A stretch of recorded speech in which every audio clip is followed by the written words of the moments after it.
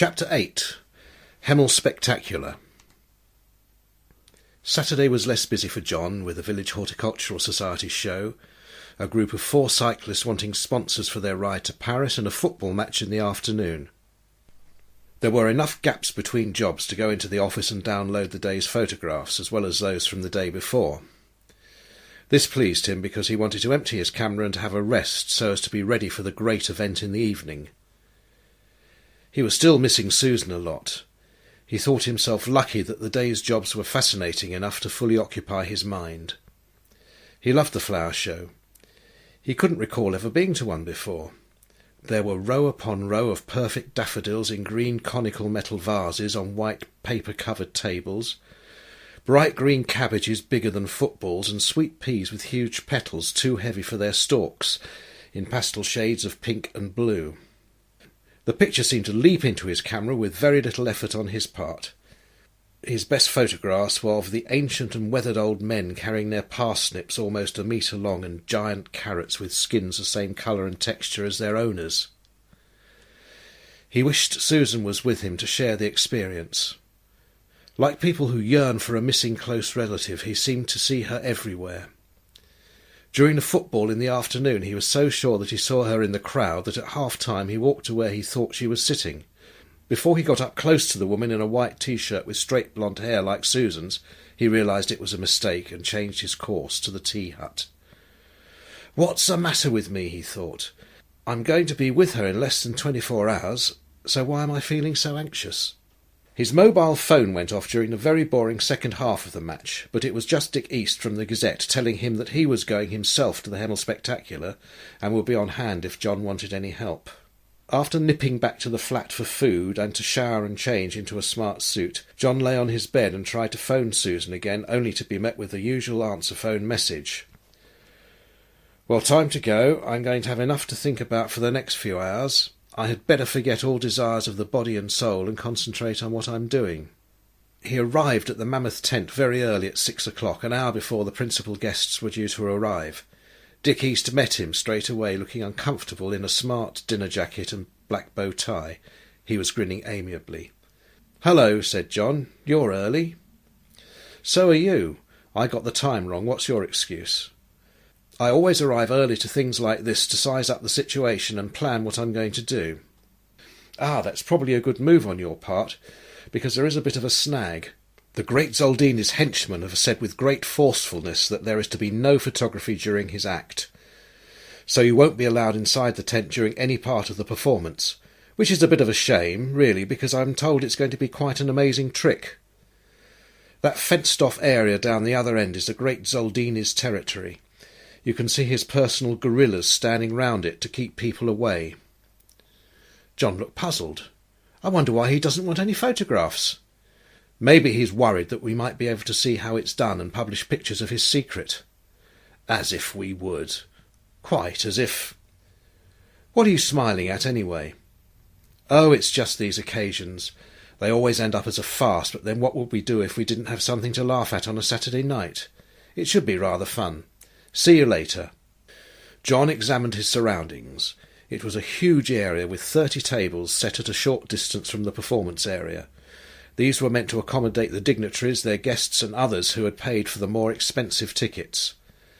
There was standing room for everyone else, but it was quite apparent that they would have a good view of the proceedings due to the natural slope of the land on which the tent stood. There was no raised platform on the performance area, just a surface of interlocking boards laid directly onto the turf. At the back of this stage were black curtains to the left and 10-metre-square paper screens to the left and right. Located a short distance from the tent entrance on the left-hand side was a long perspex box containing skeletal remains. John made an examination. "So this is her," he thought to himself as he lifted his camera. "Good job there's plenty of light. I wouldn't get much using a flash with that perspex." He lowered his camera again because he was suddenly overwhelmed with sadness. This isn't right. She shouldn't be on display like a fairground freak, even if she was a criminal. She was someone's daughter, sister, or a mother maybe, and supposing she was innocent. There's no proof she was guilty of anything. He could hear voices behind him. One was Ben Carter. "Hello, John. John turned round to see Ben advancing towards him and carrying a large white sheet. Walking behind him was a distinguished man in his 30s. "This is Dr. Salter," said Ben. "Doctor, this is John Street, who works for the Gazette." "Pleased to meet you," said John. "Can I get a photograph of the two of you with the skeleton?" "With pleasure," said Dr. Salter. "You're just in time. We're about to cover it up, ready for it to be uncovered again later by the mayor." "Thanks. It makes my job so much easier if I get some shots in the bag nice and early, and I want a close-up shot of just the two of you and the box." "I understand. I know Ben doesn't want to be photographed with the mayor at the unveiling, and why. It's all right. I can't stand the woman either, but I've got to be there to say a few words after she performs." When John had finished, he asked Dr. Salter for his first name for the picture caption. "It had better be Gerald for the paper," he said, giving John his card. "You can call me Jerry, please." He took John's card in return and smiled. "Herbert Street of Herbert Street. Is that your real name? Ben just called you John." "Herbert's my middle name. You can call me by my first name, which is John. I'm buying number 1 Herbert Street, just for the address." "I hope you've told the Gazette. They'd like that." They managed to cover up the skeleton with a few minutes to spare as people began to arrive. John watched them intently. This was his first opportunity to scrutinise large numbers of Hempstead people at close quarters. He loved scrutinising people. He was rather surprised how much these ones varied in size, age, shape, health, and attractiveness. He also was surprised how friendly they all seemed to be, and how so many took the trouble to make him feel welcome. He shuddered as he remembered covering the opening of a sports complex at a town in a neighbouring county a few weeks before. They had tried to order him about as if he was one of their servants, and were downright rude to anyone who was old, disabled, or dark-skinned. Not so with these people. Several of them made a point of asking him who he was and what had happened to the usual Gazette photographers. Many times he explained that one of the photographers was on holiday and the other one was recovering from illness. "I'm afraid you will just have to put up with the rubbish photographer for now," he joked. The audience area was filling up quickly now, apart from 2 of the tables at the front, which remained empty. "Who's going to sit there?" he asked an aged toastmaster, standing resplendent in his scarlet tailcoat, red face, flowing white hair, and matching handlebar moustache. "You must be from the Gazette. These seats are for the mayor and the other dignitaries. After everyone else has arrived, they will proceed down the main aisle onto the stage for the opening ceremony. After that, the mayor and Dr. Salter will walk back up the aisle to unveil the skeleton, and finally we have the great Zoldini doing whatever he does." His voice sounded very disapproving at this point, and he looked at John with half-closed eyelids peering over his half-rimmed glasses. "I bet he's going to call me dear boy any moment now," thought John, and then spoke aloud. "Well, I'm not allowed to take pictures of the last bit." "Lucky you. You can go home early. I've got to stay to the bitter end." "Thanks," said John. "You've been very helpful."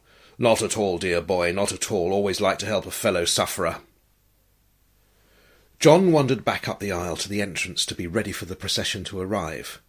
On the way he found himself becoming anxious again, very similar to his experience earlier in the day when he thought he saw Susan in the football crowd. Once again he thought he saw her, this time half hidden in the audience on the far side of the seating area. He was about to make his way over there, but whoever it was disappeared from view. "Why do I keep feeling like this?" he asked himself rather crossly. "I'm in love with the most amazing, beautiful and mysterious woman I could ever expect to meet, so why do I feel anxious about her? I bet it's because I got all upset about the skeleton. Made me realise that everyone is vulnerable, even Susan. I couldn't bear it if anything were to happen to her. Which is natural, I suppose. I must really love her. She wants me to tell her that as well. I wish she hadn't asked me to say it.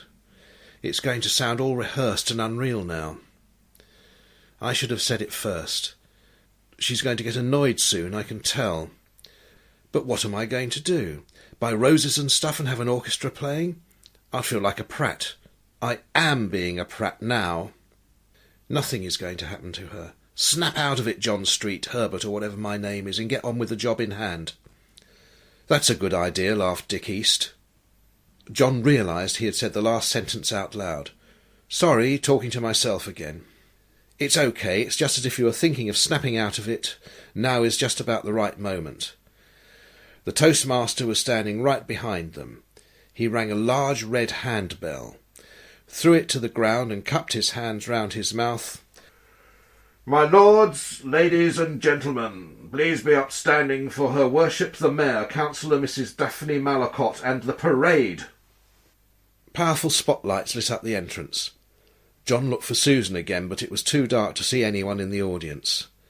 Everyone turned towards the entrance and a marching brass band started up outside. John's mobile rang. "Hello, John, it's me, Susan. Can you talk?" "Not really. I mean, only for about 30 seconds. It's going to get very noisy in a moment. Listen. It's so good to hear your voice, and I miss you so much, and it's only been 2 days. Miss you too.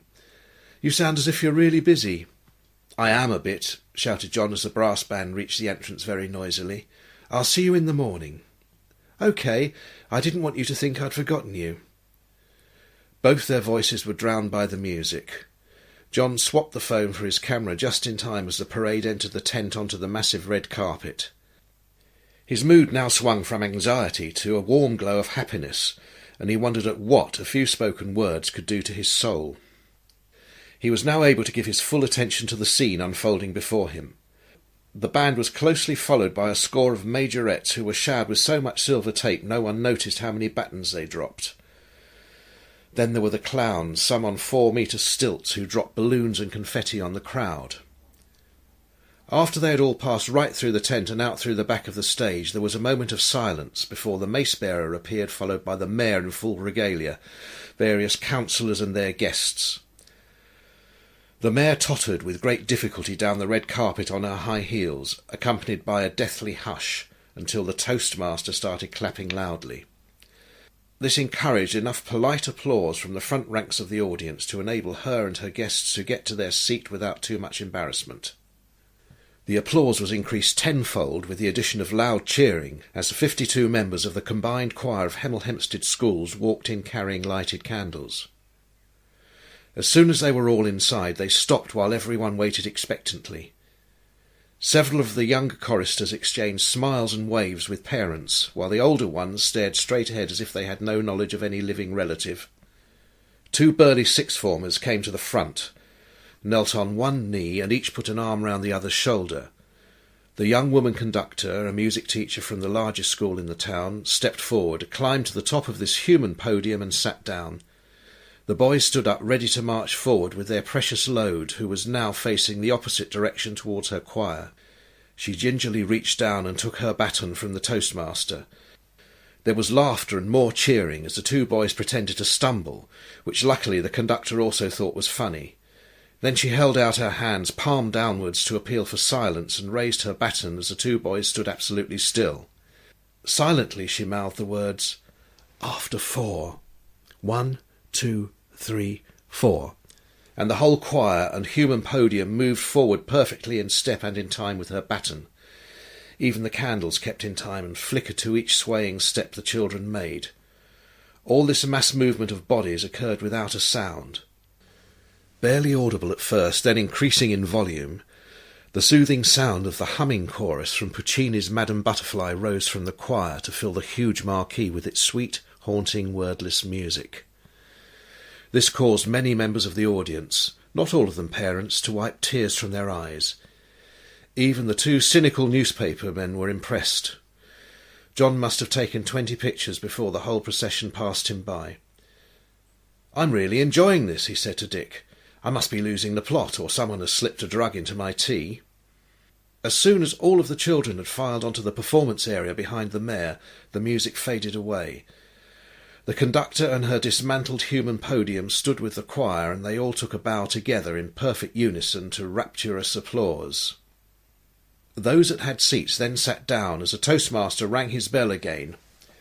"Ladies and gentlemen, pray silence for Her Worship the Mayor, Councillor Daphne Malacott." Daphne Malacott rose to her feet. "Well," she said, turning to the choir and smiling, "as they say in theatre land, follow that." She paused for a moment to look round at the faces in the huge audience. It would be impossible for me to compete in any way with what we have just seen and heard in the last 20 minutes. Thank God for that, shouted a male voice at the rear of the tent. This was met with cheers and laughter from people who stood near the owner of the voice. But, she continued, but stopped again as the heckler was noisily ejected by the security staff. I do have to perform 2 very pleasant duties this evening. First of all, I hope I can speak on behalf of you all when I thank the members of the Hemel Hempstead Arts and Entertainments Committee and all those volunteers who have done such work to make the Hemel Spectacular Fortnight possible. I am just about to perform the opening ceremony, but immediately after that there will be a military aircraft fly-pass provided for us by the local Model Aircraft Club. I am to tell you this is quite safe as long as those of you at the front remain in your seats. So without further ado, I now declare the Hemel Spectacular formally open. She sat down to generous applause, which continued as the choristers filed off the stage to be replaced by the returning brass band. That was nice and brief, said John. Not a bad speech by her standards, I have to admit, said Dick, without even one appalling gaffe. Mind you, the night is young. Where are you going? Down to the front, said John over his shoulder. That's where the action is going to be. He was right, because in the next moment 2 large sections of tent sides were lifted on each side of the marquee as the band played the Royal Air Force March. From loudspeakers around the hall came the recorded sound of jet engines as the Red Arrows, or rather the miniature versions of them, flew in through the right-hand gap of the tent. The 9 aircraft fitted into a formation 2 metres across. They flew over the heads of the mayor and her guests, banked slowly and climbed to the top of the marquee, leaving white trails of dry ice as the audience gasped. The gasps turned into screams in the middle of the arena as the planes dived low over the audience, completed 2 more circuits and finally exited through the left-hand gap in the tent. The noise coming from the loudspeakers changed to the unmistakable sound of a Spitfire. The single aircraft was a perfect replica and as large as the whole of the Red Arrow's formation. It entered the tent with guns blazing, but without bullets, happily, circled the inside of the marquee 3 times and performed a beautiful victory roll before leaving. There was a short pause, the band stopped playing and the crowd fell silent as the lights were dimmed. A very low-pitched hum could be heard as if it was from far away, then louder and louder. Several ground-based spotlights were switched on and the beams swung upwards. The band struck up the Dambusters March just as the spotlights fastened on a Lancaster bomber near the roof of the marquee. It was flying slowly to give the impression of a full-sized aircraft high in the sky. Its 4 engines increased power and speed as it flew down to the auditorium, across the audience and out into the night. There was a ripple of applause which died away as the voice of the pilot came over the loudspeakers. "OK, chaps, we're going in. Bomb aimer, get ready." The spotlight swung towards the entrance doorway while security staff cleared people away from the red carpet. The mayor and her guests gasped at what they could see approaching across the cricket field outside. The not-so-miniature Lancaster bomber was coming closer and closer, about 2 metres off the ground, with 2 of its own spotlights shining from its underbelly. "Take cover!" shouted the toastmaster. He wasn't quite sure why, as he said afterwards. It just seemed to fit the occasion. The aeroplane flew into the marquee 1 metre above the red carpet. "Bomb's gone!" shouted the bomb aimer over the loudspeaker. This was immediately evident because, as the aircraft began to climb and head for the exit, it dropped a black inflatable ball which grew larger and larger as it bounced along the carpet towards a VIP table. The town's elected representatives leapt to their feet, and the mayor hid behind the mace-bearer. The bouncing bomb, now 2 metres in diameter, came to a halt at the end of the red carpet, just short of the mayor's party. It was swiftly captured and held stationary by 4 of the security staff. The band played the Royal Air Force March again as 5 members of the Model Aircraft Club, dressed as World War II pilots, complete with boots, sheepskin jackets, leather helmets and goggles, marched down the red carpet waving to the audience. They shook hands with the mayor, lifted the inflatable bomb onto their shoulders and carried it back the way they had come and out into the night. "You getting any good pictures?" said a voice. John recognised a Gazette editor sitting at the top table between the mayor and the chief constable. "Yeah, that's for sure. I'd have to be a pretty rotten photographer if I didn't, with all this going on." "Great stuff. You're going to leave the camera card on my desk later, aren't you?"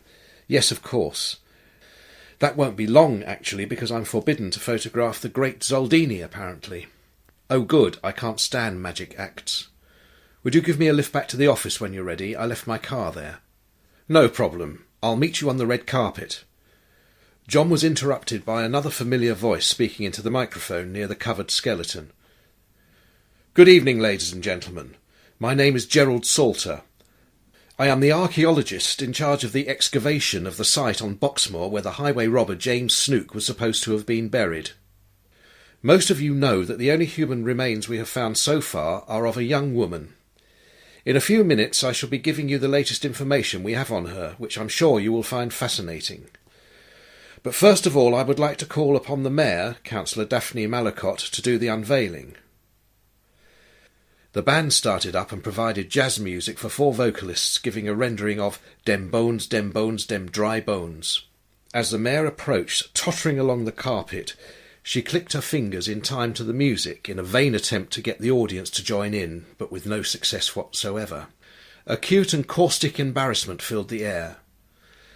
Dr. Salter looked heavenwards and Ben Carter covered his eyes with his hands. As the singers and band fell silent, the Mayor managed to reach the microphone, which unfortunately captured a few words of her song. "The leg bone is connected to the ankle bone." John hurried up to Dick East, who was standing across the aisle opposite Dr. Salter and the Mayor. He made ready with his camera. "I don't believe this," he whispered. "The song was her idea, apparently, but just wait till she speaks. I hope you've had your anti-cringe injections." The Mayor took the microphone from Dr. Salter, who then walked several metres to the side. Ben went as far as the exit and stood looking out to the night. "I'm sorry to have kept you waiting," she said, looking round with a wide smile. No one smiled back. "But of course it won't make any difference to this lady. She has had all the time in the world. Make no bones about it. Mind you, she might take a grave view of it. Let's hope that soon she will no longer be shrouded in mystery." She began to peel back the sheet. "It gives me great pleasure to unveil this esophagus. In fact, I'm dead pleased." She pulled the sheet off with a flourish, handed it to the sad-looking Dr. Salter, and tottered back to her seat amidst sporadic applause. The band attempted to start playing Dry Bones again, but stopped abruptly as the toastmaster touched the conductor on the elbow and shook his head. Hardly anyone noticed Ben walking back from the exit, as all eyes were on the skeleton and Dr. Salter as he returned to the microphone. His discreet smile was one of obvious relief. "Well, as I believe it was said earlier this evening by somebody, follow that." Most people in the crowd seemed to have erased the last few minutes and the previous speaker from their minds as they edged forward to get a good view. "Don't worry, you should all be able to see her properly in just a moment." He pressed a handheld remote control switch to elevate his precious exhibit to head height. Then a spotlight illuminated the case so it could clearly be seen from everyone in the marquee. Those of you who want to look more closely should be able to do so during the interval which follows immediately after I've stopped speaking. He looked at his watch, which will be in about 10 minutes. He glanced up at the skeleton and then back to the audience. "These remains were uncovered in February this year by my friend Ben Carter, who is standing next to me. Ben is one of the many local volunteers who assist me in these projects, and I would like to thank him and all his fellow unpaid workers without whom projects like this would never be undertaken. During the last 2 months I have had a great many requests by a multitude of people and organisations to view the skeleton, not least among them the editor and his staff of the Gazette, who have shown remarkable patience when you consider how much interest there has been in this mystery." "Hear, hear," said Dick East. "I want to tell you of a few issues which will help to explain why it has taken so long to go public with these remains. There are a whole list of questions to be answered. Who was she? What was she doing in Snook's coffin? When did she die? How did she die? Was she in fact the highway robber disguised as a man? This last idea is not so far-fetched as one might think. what I'm going to tell you is a true and historical fact. About 10 miles from here is a desolate road in a place north of St Albans called No Man's Land. In 1652, many years before James Snook's time, a woman known as the Wicked Lady was shot while attempting to rob a loaded wagon on that road.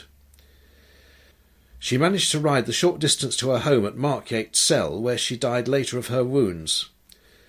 Her real name was Lady Catherine Ferrers, who carried out many highway robberies in Hertfordshire dressed as a man.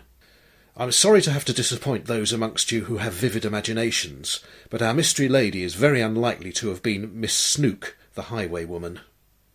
He glanced at Dick East, who began crossing out lines of shorthand in his notebook. However, it is still a mystery, and I, like the rest of you here this evening, I'm sure, would like to solve it. So if you have any theories, or better still information, please contact me or the Gazette, who will be happy to pass the details on to me. I am working closely with the newspaper on this, and I can promise that both the Gazette and I will respect your privacy should you want to remain anonymous. I can now tell you the few bits of evidence that we have established. It is obvious that she was a woman because of the shape and size of her pelvis. Most of you will know that a male pelvis is quite narrow, whereas a woman's is wider, and the gap in the middle is wide enough for a baby's head to pass through. The pathologist confirms that she was a woman in her late 20s, in good health, and, although not overweight, had eaten nutritious food all her life. She has a full set of healthy teeth, which was unusual in those days. We managed to obtain the services of a specialist in facial anatomy who can build up a likeness using an exact replica of an original skull. He hasn't quite finished his work, but he informs me that her face would have fitted all the conventions of normality. I think he means she would have had balanced proportions without a huge nose or manly jaw, and her cheekbones are such that it would not be impossible for her to be beautiful. He raised his palms at some feminine protests from the crowd. Please, I'm trying not to sound like I'm indulging in male fantasies. I'm trying to make the point that it seems unlikely she could have been mistaken for a man, let alone been tried and hung as a highwayman. Also, James Snook was known to many people and had at least one mistress in London. So if he was a woman, I think someone would have noticed. When the facial anatomy specialist has finished, I will be able to obtain a photograph of how she might have looked, and I promise I shall let the Gazette have a copy straight away, as well as putting it on the internet. Just a few more important details. The pathologist's report says the cause of death is likely to have been from a stab wound to the chest. This is because there is definite bone damage to the front of the rib cage, which could have only been caused by a sharp metal blade. He also says there is strong evidence that she has given birth to at least one child. One last thing. Only a few piles of dust remained of whatever clothes she was wearing, but we found this in her hand. Dr. Salter took a small cloth bag from his pocket and took out a silver chain with a medallion on it. It is a St. Christopher medallion, and engraved on the back are the words, "Dearest Snook, may God carry you in his arms wherever you go. I am your love forever, Abigail." Now, this isn't concrete proof, but it strongly suggests that she had a connection to Snook and that her name was probably Abigail, but we don't know for certain. The remaining issue, which has to be dealt with, is what happens to her now. I have had very little guidance on the proper procedures, or indeed whether I should have made her remains available to the public. In the end, I decided to go ahead because this is obviously in public interest. After a reasonable period of the skeleton being on view, I am going to suggest that she is put back in the earth again with a proper ceremony. I am not a religious man myself, but it would seem appropriate under the circumstances that she should have a Christian burial, because that would have been the usual thing 200 years ago. And of course there is a St. Christopher medallion which, if it was a gift from her, she clearly thought it would be worthwhile asking her God to look after Snook. So there we are. All I would ask of everyone who comes to view the remains now and in the following weeks is that they show respect for a young woman of whom we know very little. I sincerely hope we will know a great deal more in the future. He took a step backwards to the sound of the appropriately modest applause from the whole audience. "Well done, Jerry," said Ben, and shook his hand. Dr. Salter switched on the microphone again. "I have been asked to remind you that there will now be an interval of 20 minutes, after which you are to be amazed by the magic of the great Zoldini. John noticed the editor approaching in a hurry. "Have you finished?" John nodded. "Yes, I'm done. You're in luck. I'm parked just outside by the cricket clubhouse." "Let's go then. I've had enough of this." On the short journey to the Gazette office, John opened the conversation. "You seem happy to be getting out of there." "Oh, it's just that I've seen hundreds of these things, and I'm an unsociable old bugger anyway. As well as that, I'm going on holiday tomorrow night, so I want to get the pages put away as soon as I can." "Going anywhere nice?" "Yes." "Right," said John, but thought to himself, "Sorry I asked."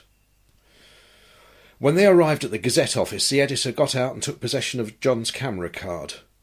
"Would you mind hanging about at the tent just until the great Zoldini's done his stuff? I'll pay you for your time. I know you aren't supposed to take photographs, but I just want you there in case he sets fire to the place or something."